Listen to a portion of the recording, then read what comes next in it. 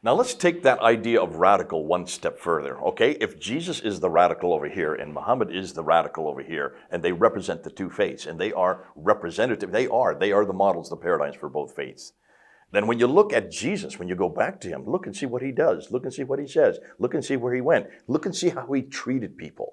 On this side, everything he does is peaceful, everything is full of love. It's practically, he's the best model. Everywhere I go, people say, you know, Jay, the Muslims come up to me and say, we love Jesus, why don't you love Muhammad? I said, exactly.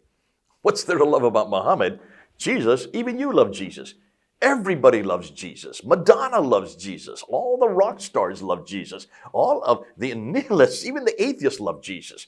Why? Because he is so radical and he is so relevant. And everything we want is what we see in Jesus. Even the most secular people want to live like Jesus, or they look at the rest of the world and they measure the rest of the world by Jesus. Isn't that interesting? Now let's go and ask the same question of Muhammad. Who is their paradigm? Who is their model? Take a look and see what he did to people who disagreed with him. He had them killed.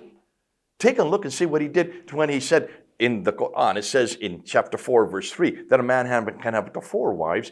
He has 12. He doesn't even follow his own revelation.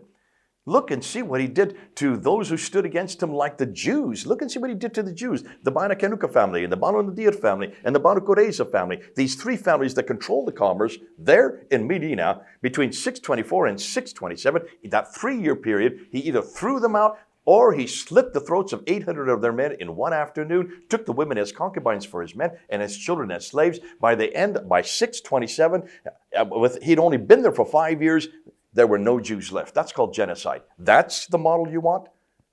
Versus this one over here? Do you see people wanting to model themselves after Muhammad? No. Here is a man who's 53 years old, marries a girl who's only 7 years old, consummated when she is 9. Is that a model for today? So like with like, just look at these two. Who do you think comes out on top? Why does everybody love Jesus? Very few people love Muhammad, especially the Muhammad of history, or the Muhammad of Islam, the Muhammad of the Qur'an, and the Muhammad of the traditions. I want nothing to do with that man. Come on home to Jesus.